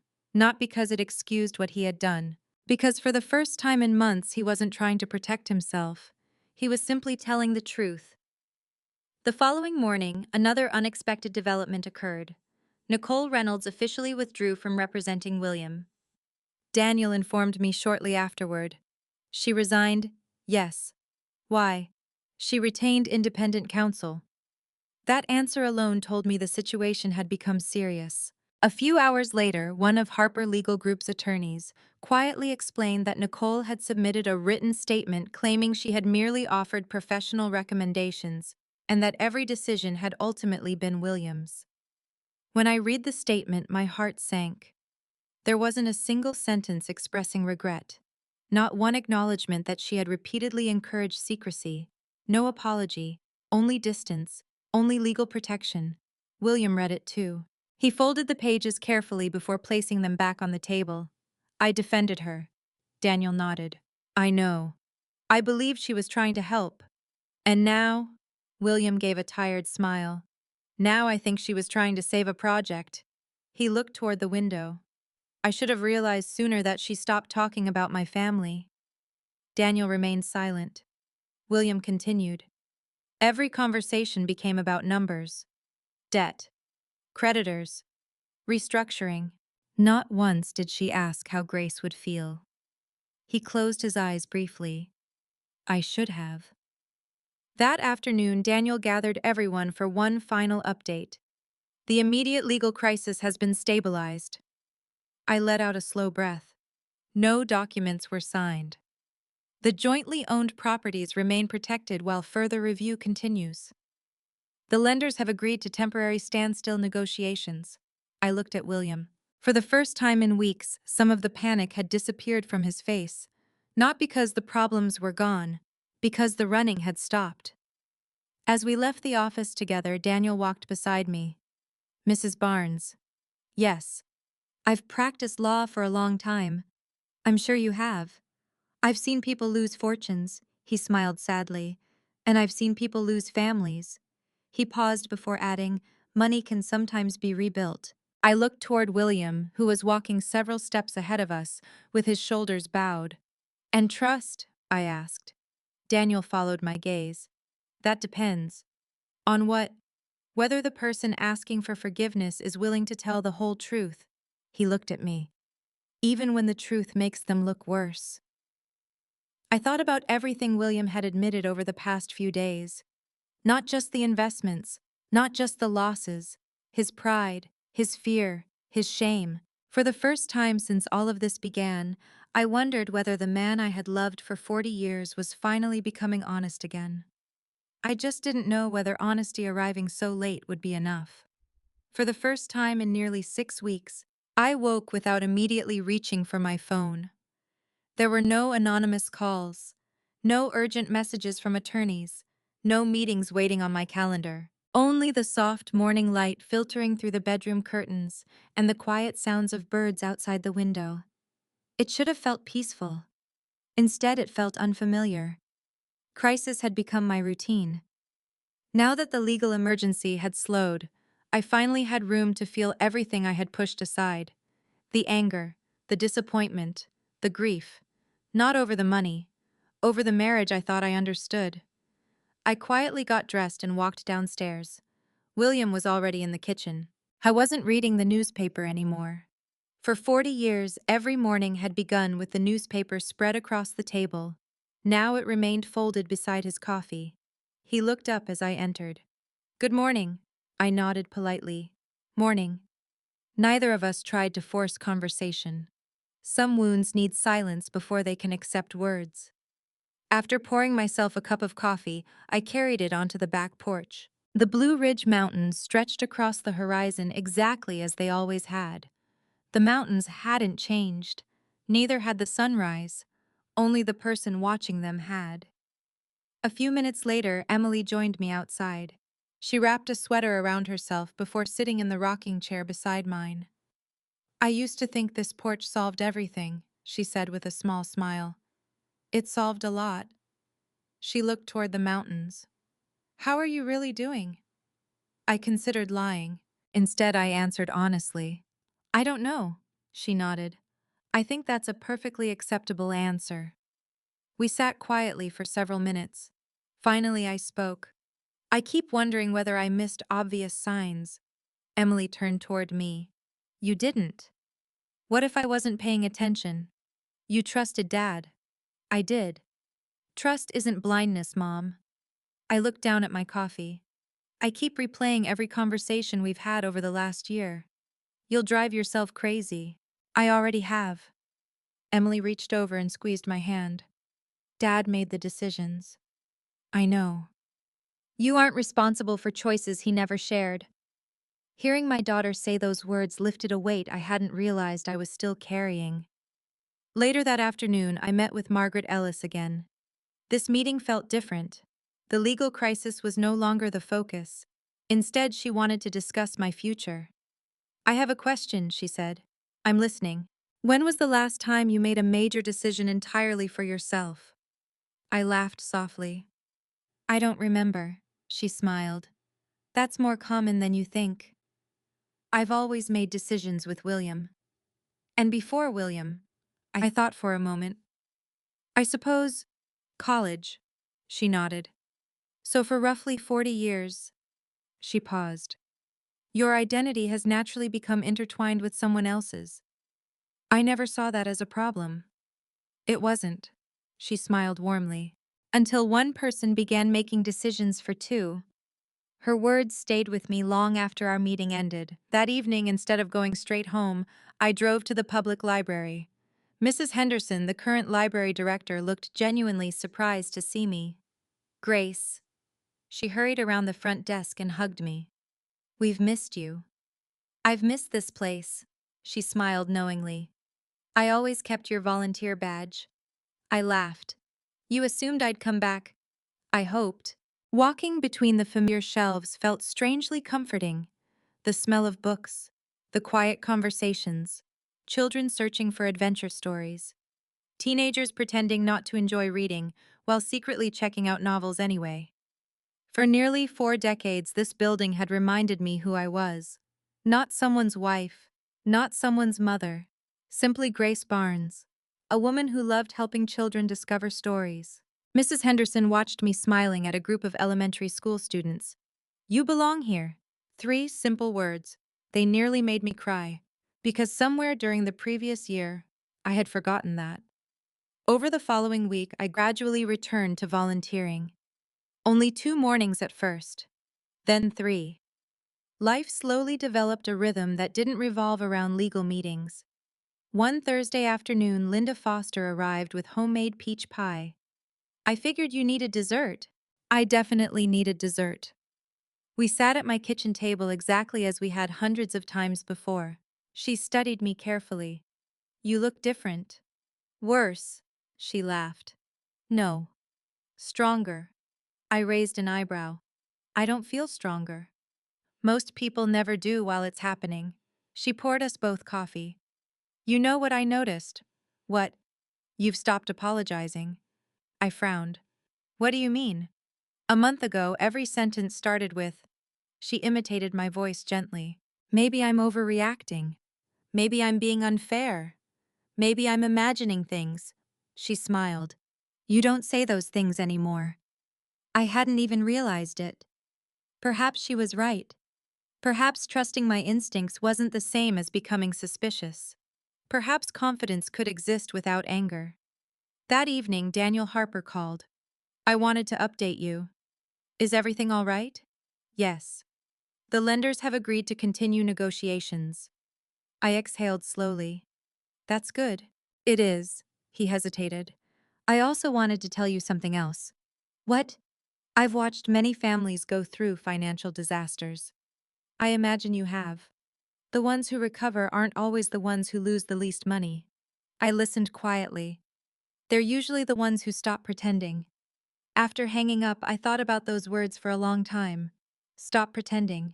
William had spent months pretending everything was under control. I had spent weeks pretending nothing was wrong. Neither of us had been living honestly. That realization changed something inside me. Not because it erased the hurt, because it reminded me that healing begins only after pretending ends. The next morning, I found William sitting alone in the backyard. He wasn't looking at financial reports. He wasn't talking on the phone. He was pulling weeds from the flower beds I had neglected during the chaos. I quietly watched from the kitchen window. He moved slowly, patiently, without realizing I was there. For years I had teased him about his gardening. He never knew the names of the flowers. He simply pulled weeds wherever I pointed. Now he worked alone, trying in his own quiet way to care for something he hadn't completely destroyed. I didn't go outside. Not yet. Some distances cannot be crossed in a single conversation. But for the first time since everything fell apart, I no longer saw only the man who had broken my trust. I also saw a deeply flawed man who had finally stopped running from the consequences of his choices. Whether our marriage could survive that truth, I still didn't know. But I was finally beginning to understand something even more important. Whatever happened next, my future would no longer depend on someone else's decisions. It would depend on my own. And after everything I had survived, I was finally ready to make them. Nearly 2 months passed before William asked to speak with me alone. He didn't corner me in the kitchen. He didn't stop me in the hallway. He didn't leave a handwritten letter on my bedside table. Instead, one Saturday morning while I was watering the roses along the front porch, he walked outside carrying 2 mugs of coffee. He stopped several feet away. "I made yours the way you like it. 2 teaspoons of cream. No sugar." He still remembered. I accepted the mug but remained standing. "What do you need, William?" He looked toward the mountains before answering. "I was hoping you'd come with me." "Where?" "The lake house." My heart tightened. The lake house. The place he had nearly lost. The place our children had grown up swimming every summer. The place where we celebrated anniversaries, birthdays, and quiet weekends after retirement. I hadn't been back since learning it had been used as collateral. "I don't know. You don't have to decide now." "I'll wait." He turned to leave. "William." He looked back. "Why there?"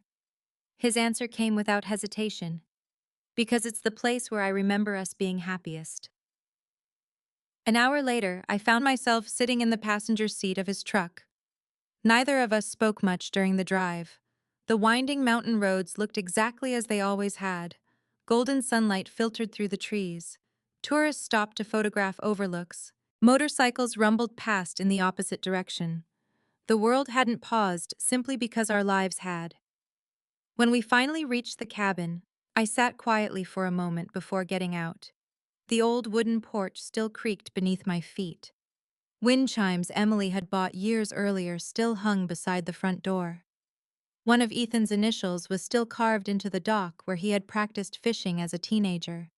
So much of our history lived here.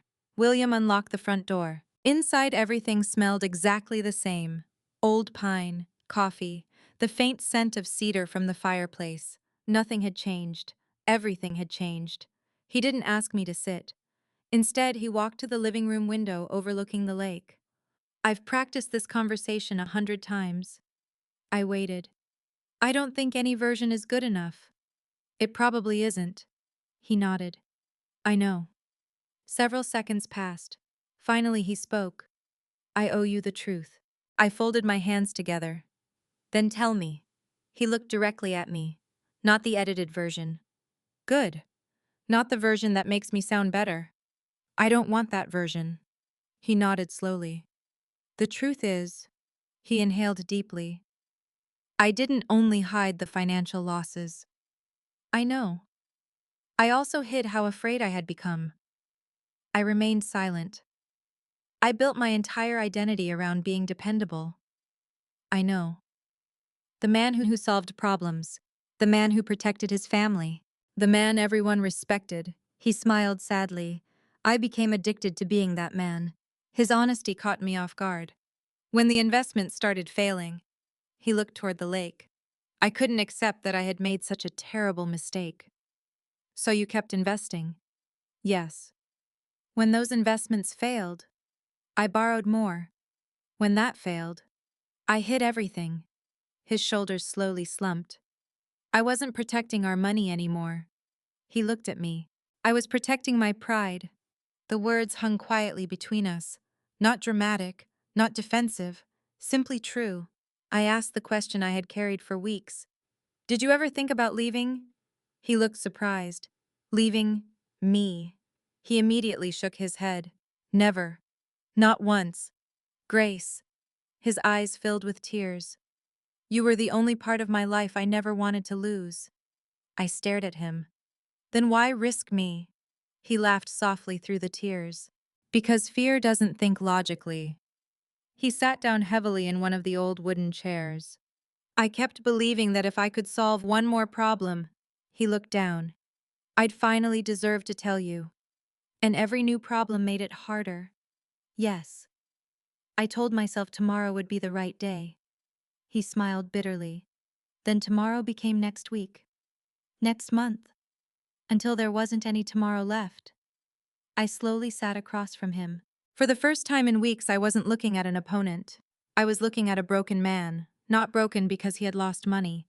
Broken because he had finally become the person he spent his entire life trying not to become. "I blamed Nicole for a while," he admitted. "I know. It was easier. I imagine it was. But Daniel was right. He looked directly at me. Nobody forced me to sign anything. I made every decision. I ignored every warning. I ignored every opportunity to tell you. He swallowed. And I ignored the one person who would have stood beside me no matter what.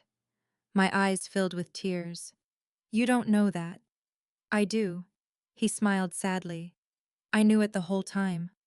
Then why? Because standing beside me would have meant watching me fail. His voice cracked, and I couldn't bear seeing disappointment in your eyes. I stood and walked toward the window. The lake shimmered beneath the afternoon sun. A family paddled slowly across the water in two kayaks. Children laughed somewhere farther down the shoreline. Life continued. I was disappointed, I whispered. I know. But not because you lost money. He didn't answer. I was disappointed because you decided who I was. He looked confused. You decided I was too fragile. You decided I couldn't handle bad news. You decided protecting me mattered more than respecting me. I turned toward him. You made every decision for both of us. Tears rolled freely down his face. I know. No. I shook my head gently. I don't think you truly understood until now. He lowered his head. I understand now. Silence returned. Not uncomfortable, just honest. Finally, William reached into his jacket pocket. He removed a small velvet box. My heart skipped. He slowly opened it. Inside rested my original wedding ring. I stared at it in confusion. I never noticed it was gone. You weren't supposed to. He gave a faint smile. I secretly had the loose prongs repaired months ago. He looked embarrassed. I picked it up the morning everything fell apart. He held it carefully. I thought, he laughed softly. I thought after signing those documents we'd come here. And I was going to surprise you. I stared at the ring. He continued. I was going to tell you everything.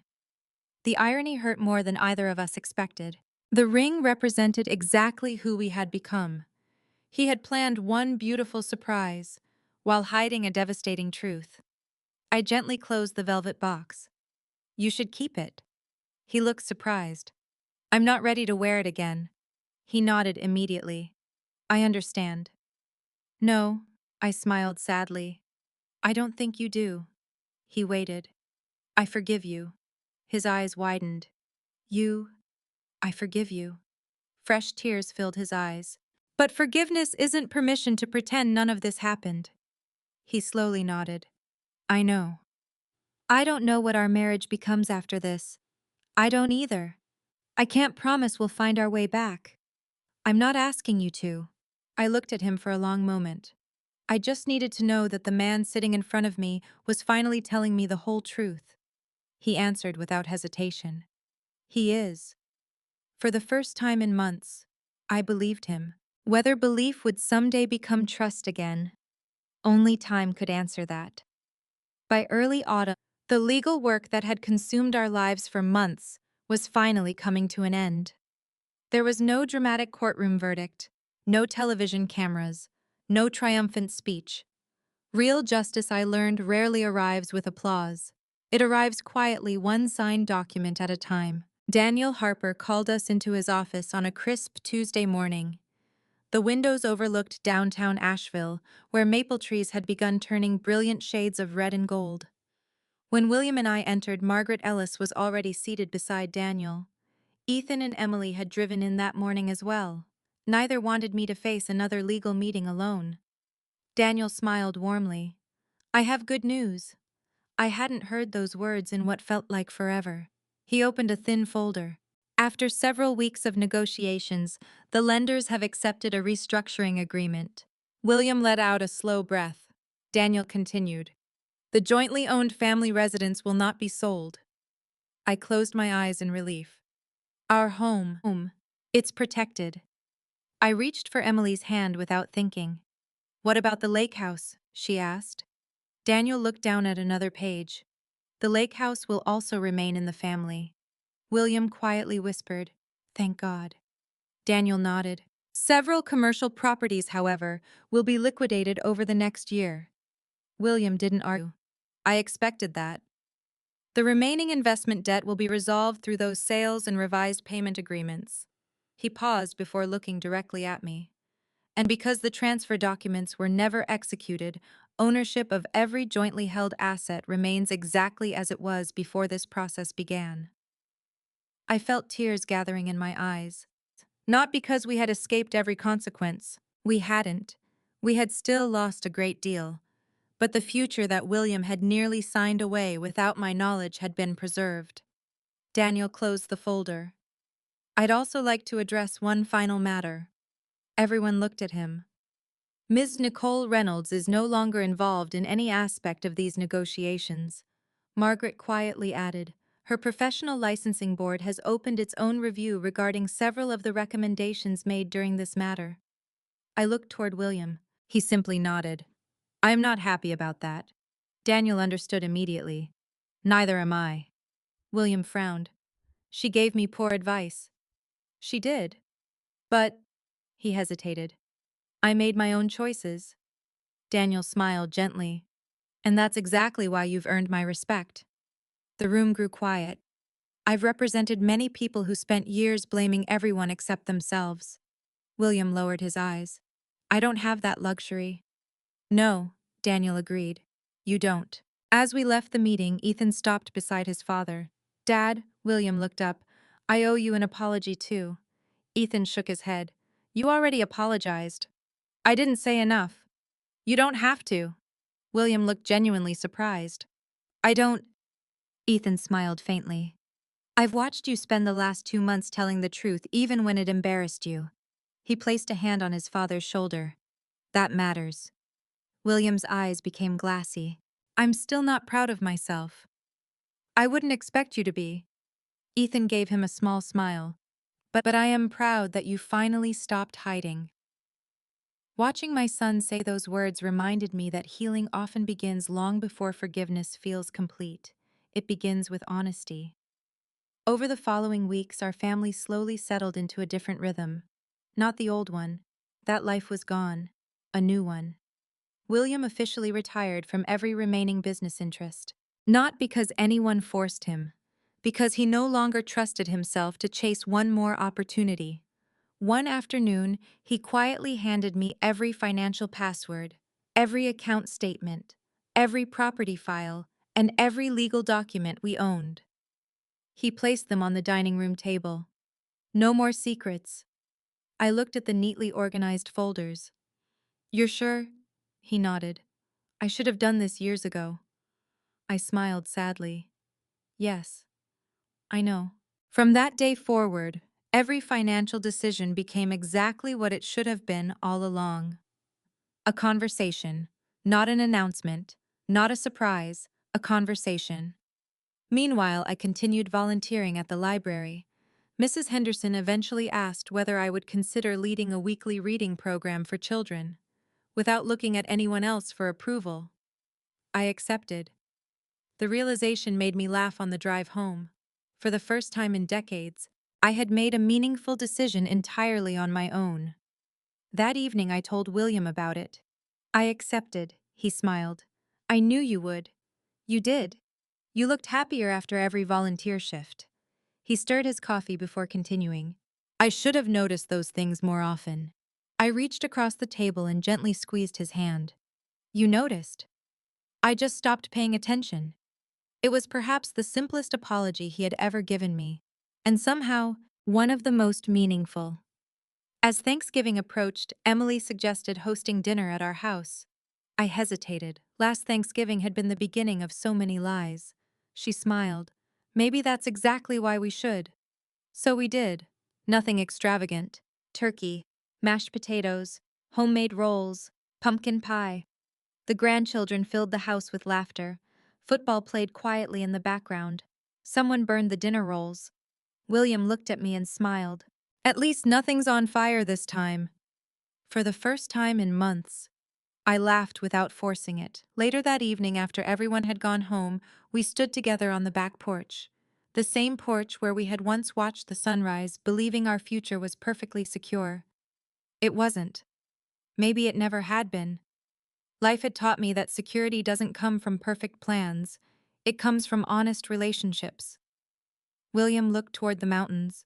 I don't know if I'll ever completely earn back your trust, I answered truthfully. I don't know either, he nodded. But I'll spend the rest of my life trying. I looked at the man beside me. He wasn't the flawless husband I had imagined for 40 years. He never had been.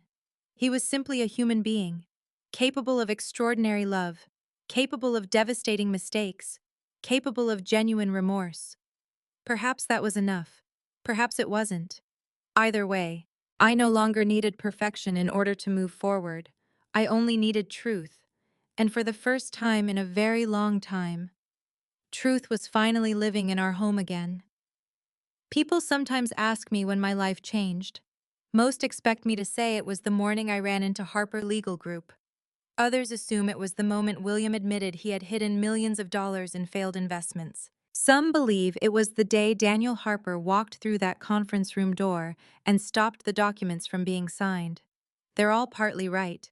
But none of those moments changed my life as much as one quiet realization that came much later. I finally understood that I had never been too late. Not too late to ask questions, not too late to protect myself, not too late to rebuild trust on healthier terms, and certainly not too late to rediscover the woman I had slowly forgotten while trying so hard to be the perfect wife. Almost a year has passed since that rainy morning. Life looks different now. Not smaller, not sadder, just more honest. William and I still live in the same white farmhouse overlooking the Blue Ridge Mountains. The rocking chairs are still on the back porch. The roses still bloom every spring. The old grandfather clock still chimes every hour. Some things never changed. Others changed forever. Every Monday morning, we sit together at the kitchen table with coffee and every financial statement that arrives in the mail. Every one. Bank accounts, investment reports, insurance renewals, property taxes. There are no unopened envelopes disappearing into briefcases anymore. No secret meetings. No unexplained phone calls. Sometimes those conversations last 5 minutes. Sometimes an hour. But every decision belongs to both of us. That simple habit has become more valuable than anything hidden inside those statements. Trust, I learned, isn't built by never making mistakes. It's built by refusing to hide them. The commercial properties were eventually sold. Watching decades of work disappear wasn't easy for William. I stood beside him during every closing. Not because I enjoyed watching him grieve, because this time, he had finally invited me to stand beside him. There is a remarkable difference between carrying someone else's burden and being allowed to help carry it. He understands that now. So do I. The lake house remains ours. Every summer, the entire family gathers there for one long weekend. The grandchildren still jump from the dock into the water. Emily still complains that Ethan cheats during card games. Ethan still insists she's just a sore loser. William still burns hamburgers on the grill at least once every visit. Some traditions refuse to disappear. One afternoon last July, I stood alone on that same dock where I had questioned whether our family could ever feel whole again. My oldest granddaughter Sophie walked over carrying a fishing pole almost twice her height. Grandma. Yes, sweetheart. Why do you always smile when you look at the lake? I thought about the question. Finally, I answered. Because this place reminds me that storms don't last forever. She looked across the water. It doesn't look stormy. Not anymore. She smiled and skipped away before I could explain further. Children don't always need the whole story. Adults usually do. William still apologizes sometimes. Not every day, not every week, just occasionally. Usually when something ordinary reminds him of everything we nearly lost. Several months ago, we passed Harper Legal Group while driving downtown. He quietly reached across the center console and held my hand. I'm still sorry. I squeezed his fingers. I know. Those words are enough now. Not because the past disappeared, because healing doesn't require repeating yesterday forever. It requires choosing today. As for Daniel Harper, he officially retired again 6 months after our case ended. Before leaving his office for the final time, he mailed me a handwritten note. It now rests inside my favorite novel at home. The last sentence reads, The strongest marriages are not those untouched by failure, but those willing to replace fear with truth before fear becomes permanent. I've read those words dozens of times. Each time they mean something slightly different. I still volunteer at the library 3 mornings each week. Last month, the city honored me for 40 years of service promoting childhood literacy. Standing at the podium, I looked into the audience and saw William sitting beside Ethan and Emily. I wasn't applauding louder than everyone else. He simply looked proud. Not because I belonged to him, because he finally understood I had always belonged to myself. That realization may have saved both of us. Sometimes I think back to that conference room. I can still hear William saying, "Grace, you're too late to stop me." For a long time, those words haunted me. Now they remind me of something entirely different. He was wrong. I wasn't too late. I arrived before the papers were signed, before our home was transferred, before our future disappeared. Most importantly, I arrived before I stopped believing my own instincts. And then someone walked through the door. For months, I believed Daniel Harper had saved my life that morning. In many ways, he did. He stopped a legal disaster. He protected our family's future. He forced the truth into the light. But over time, I realized something even more important. Daniel opened the door. I chose to walk through it. I chose to ask difficult questions. I chose not to accept comforting lies. I chose to build a future based on honesty instead of appearances. That choice belongs to me. If you're listening to my story today, perhaps you're carrying questions you've been afraid to ask. Maybe someone keeps telling you not to worry. Maybe you've convinced yourself that silence protects peace. Please don't make the mistake I almost made. Love should never require you to disappear. Trust should never demand ignorance.